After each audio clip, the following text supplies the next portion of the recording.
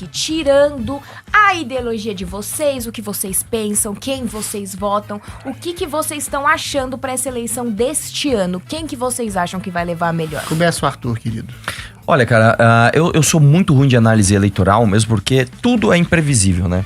A gente, em 2014, eu lembro que a gente achava muito que o Oeste ia ganhar e a Dilma, de repente, na apuração, ela virou, né? Eu lembro que em 2018 ninguém esperava que o Bolsonaro ia ser um fenômeno tão grande. O Bolsonaro sem tempo de TV, sem fundo partidário, quase ganhou em primeiro turno.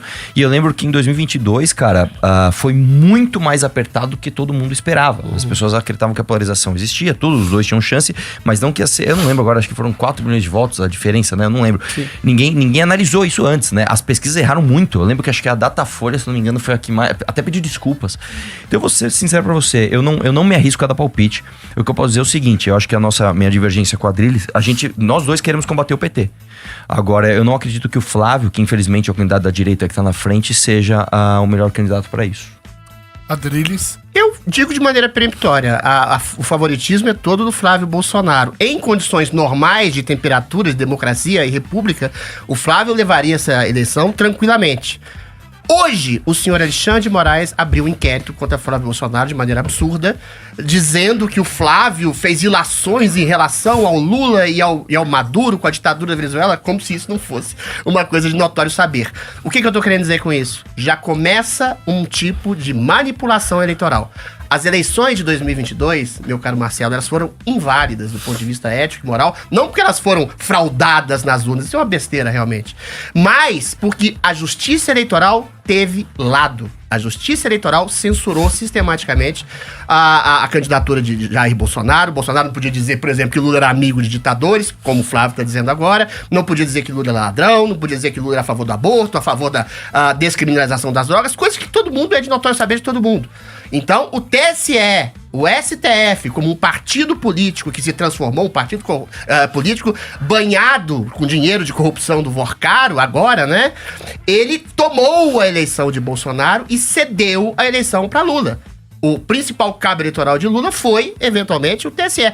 E ao que tudo indica, pode ser também. A gente tem algum tipo de refresco no caso do Nunes Marques, seu presidente, com a vice do André Mendonça. Mas mesmo assim, a composição fulcral do TSE é de gente muito ruim e de gente implicada em deturpação e distorção eleitoral. Então, respondendo a sua pergunta objetivamente, Flávio Bolsonaro, é lógico que é o favorito. A rejeição de Lula é brutal do ponto de vista econômico, do ponto de vista sociopolítico, do ponto de vista de envolvimento com corrupção, INSS, questões do Vorcaro. Ou seja, é uma desgraça. Mas se ele tiver, novamente, a justiça eleitoral do lado dele, aí, bye-bye eleição, aí a gente tá vivendo realmente uma ditadura do judiciário ainda, né? O que fazer para essa direita que hoje está dividida se juntar novamente, né? A gente tem o MBL, que eu admiro demais, tô sempre acompanhando o MBL, admiro o Adriles também, né? É verdade, admiro. Bom, eu me identifico com 80% do que vocês falam e um pouco a mais do que o Arthur fala, né? Porque eu não realmente sou vocês, eu sou uma pessoa. Não, calma. sim, mas... Ele é um grupo, eu sou eu. Não, você pertence a um outro grupo ali. Tá, mas eu tenho divergência com todos os Como juntar esse grupo hoje para poder ter mais força uma direita? Quais seriam... Qual seria a forma, a proposta que ambos concordariam, né? Para poder juntar forças? Fala, mamãe. Bom, eu acho que é o seguinte, eu não quero me juntar com ladrão, né? Eu acho que se as pessoas querem juntar a direita, então foi o seguinte, vamos fazer com que ladrão não seja candidato, né? Eu acho que o Flávio Bolsonaro, eu repito aqui, o Flávio Bolsonaro é um ladrão, ele é um rachador, é um vagabundo, né? Ele não vai unir direita coisa nenhuma, ele só vai criar segregação. Haja vista que ele não consegue unir nem a própria corte, né? Enquanto o irmão dele, o Eduardo Bolsonaro, tá lá tentando se humilhar, dá pra falar, não, ô pai, me dá mais atenção aqui, olha o Nicolas roubando todo o nosso protagonismo. O próprio Flávio sabe que não pode brigar com o Nicolas agora, fica, não, calma aí, Eduardo, não briga com ele agora, meu. Pô, a gente tem que soltar o papai também, né, que o papai tá ferrado lá. Então, eu não vou me unir com essa galera, porque, primeiro que, como eu te falei, o candidato é ladrão. Segundo que existe uma desordem da própria casa. Então, assim, eu acho que a gente tem que superar o que se chama de bolsonarismo, que pra mim não é nem direita, né? Eu não acho que uma direita de verdade. E aí os clássicos, né? Coloca a petista na PGR, coloca Cássio Nunes no STF, que é um garantista, acaba com a Lava Jato, sanciona a lei que acaba com delação premiada e cria juiz de garantias, acaba com decisão monocrática, com o fim da decisão monocrática, né? E depois sofre na mão dessas próprias. Então eu acho muito triste que a gente hoje ainda pense em unir a direita. Eu sinceramente, eu nem sei se o Adriles acredita que haja alguma união, né, Adriles? Eu acho que... Há a possibilidade de união. Eu acho que não, cara. Eu acho que eu vou você te entende que vai ter. União, meu rapaz. Então vambora. Vamos lá, eu tô pronto. Primeiro, respondendo, em um ponto eu comecei concordando com o Arthur. Eu também não quero me unir a ladrão. Eu não quero me unir a Lula. Eu não quero ir para um segundo turno em que uma direita rachada pregue o voto nulo, como infelizmente seu grupo MBL pregou no segundo turno de 2022. Sim. Vocês, infelizmente, Arthur, eu tenho que fazer essa crítica a vocês. Vocês ajudaram a entregar o Brasil nesse caos, nesse desastre, nesse esgoto do judiciário que a gente está comandado e capitaneado por um consórcio entre Lula e o STF. Eu tenho também críticas ao bolsonarismo. Eu tenho críticas ao Bolsonaro, até porque eu não sou queridinho nem do Nicolas, nem do Eduardo, nem do Flávio. Tá todo mundo lá hoje com o Flávio. Hoje eu não tô. Mas por exemplo, você acha que o Flávio é ladrão? Não. Não, Flávio porque não é o seguinte, da mesma forma que eu não acho que o Renan, ou você, ou ninguém do MBL é ladrão. Todos vocês têm acusações. Calma, todos vocês têm acusações de corrupção também. Não. O Flávio tem. O MP já entrou no MBL no processo. Deixa eu responder. Não. Calma, que eu tô fazendo uma defesa de vocês. Eu sei, né? Mas é que o MBL não responde nenhuma acusação de corrupção. Tô falando o seguinte, não, tem 60 processos que o Renan responde exatamente por não tem nada a ver, o Renan nunca teve nem mandato. Presta atenção. O caso do Flávio, já que você quer tocar nesse assunto, eu vou tocar de maneira rápida e incisiva. O caso do Flávio é uma acusação de rachadinha que foi parada na justiça. O STJ enterrou o caso porque não era competência da primeira instância, depois foi enterrado. O Queiroz assumiu a rachadinha, tá? Eu não sei se você sabe, 80% dos casos de rachadinha são feitos sem a anuência e sem a percepção da própria pessoa que eventualmente está lotando o gabinete. Eu estou dizendo que eventualmente, falando de maneira clara, o Flávio pode não ter sabido do que estava acontecendo debaixo do seu nariz.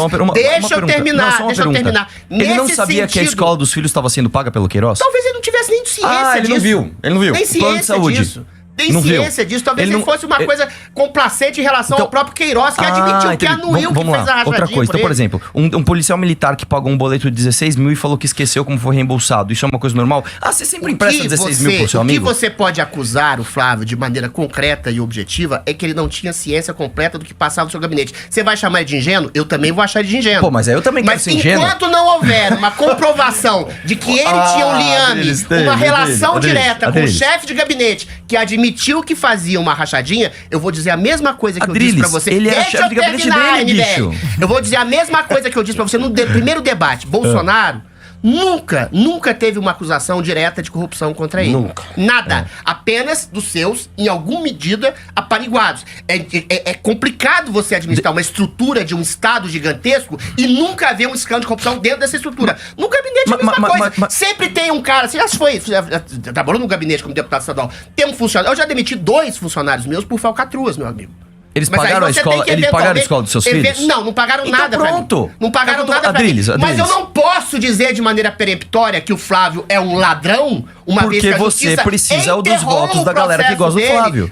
Por falta, evidência de provas, assim como eu não posso dizer que o Renan também é ladrão por causa de 60 processos. Adriles, vamos lá. Em primeiro lugar é o seguinte, o mérito... Coloca é o seguinte, mas essa nem foi a pergunta. Deixa eu terminar a pergunta. Mas calma aí, Adriles, é que você falou uma coisa assim, você falou que o processo dele foi enterrado por falta de provas. Isso não é verdade. O processo dele foi travado pelo Gilmar Mendes.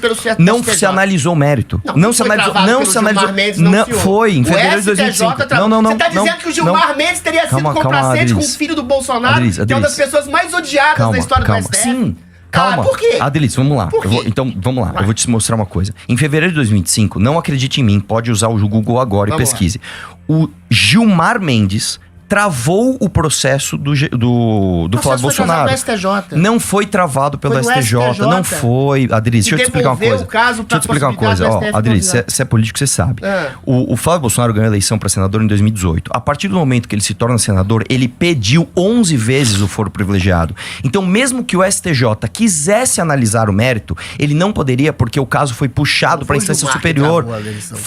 Novamente, faz o seguinte, isso aqui é uma coisa isso aqui é uma coisa bem legal da gente discutir. Porque isso é objetivo. Isso não é minha opinião nem a sua.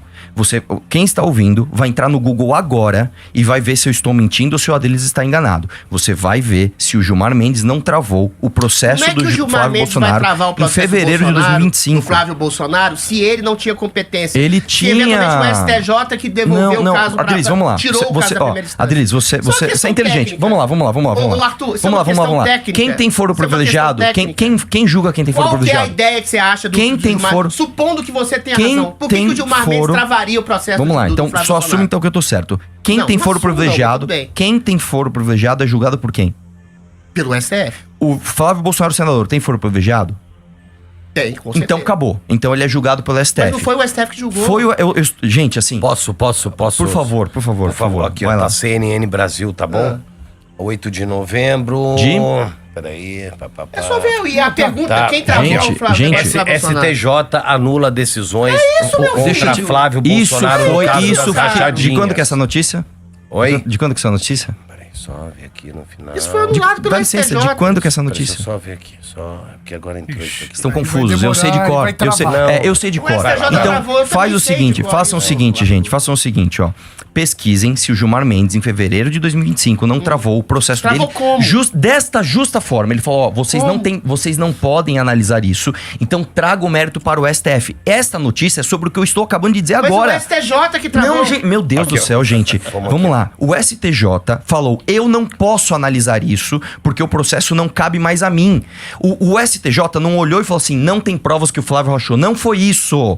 Leia a matéria. Não sejam leitores de manchete. Eu falei. Leiam a matéria. A matéria diz o que eu estou dizendo aqui. Eu falei isso. O STF puxou o processo. Logo, eu, STJ, não posso mais julgar. Mas o STF não analisou o mérito também do projeto. É o que eu tô dizendo, cara, desde o STJ começo. travou. É o que eu estou dizendo desde o começo. Absoluta ausência de qualquer tipo de evidência. Qualquer pessoa pode voltar o cursor. Adriles, deixa eu falar uma coisa. Você é um cara que você fala muito alto e muito rápido, mas você tem que ser preciso nas suas falas. No começo da sua fala, você falou a investigação dele foi travada por absoluta falta de provas. Volte o cursor e veja se o Adriles não fala isso. É por isso que a gente tem que pensar muito bem nas palavras que a gente vai usar. Eu estou dizendo pra você, o mérito do Flávio Rachador nunca foi analisado pela justiça. Ele foi travado numa manobra do Gilmar Mendes. Do Gilmar Mendes. Manobra é uma questão subjetiva, Arthur. Vamos lá, então vamos tirar... Eu te dou esse mérito. Não adianta gritar, É mentira, mas eventualmente eu te dou esse mérito. Você acha que o Gilmar travou a possibilidade de investigação do Flávio Bolsonaro? Eu não acho. O Gilmar Mendes, dos demais ministros do STF, com exceção de 2, são os maiores inimigos. São os caras que jogaram o Bolsonaro na cadeia. Ele tá dizendo que o Gilmar Mendes, que é um algoz do bolsonarismo, que é um algoz da direita bolsonarista, travou as investigações contra o Flávio, que é o filho do Bolsonaro. Então me responde por que o Jair Bolsonaro falou pro Eduardo Bolsonaro não criticar o Gilmar. Hein?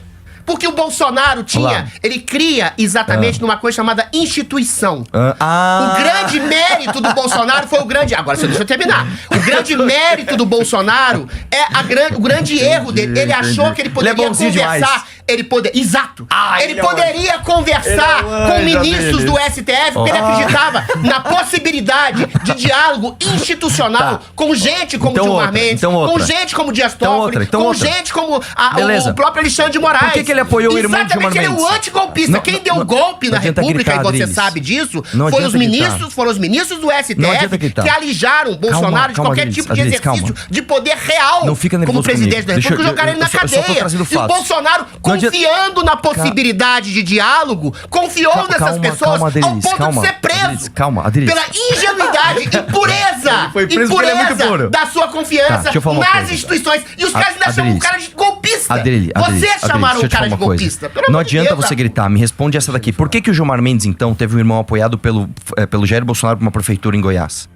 No Mato Grosso, desculpa. Isso não é um problema, cara. Porra, o Bolsonaro já apoiou até o Datena. Eu vou me unir com você. Deixa eu ver se eu entendi. Então, esse ano que é 2026, eu tenho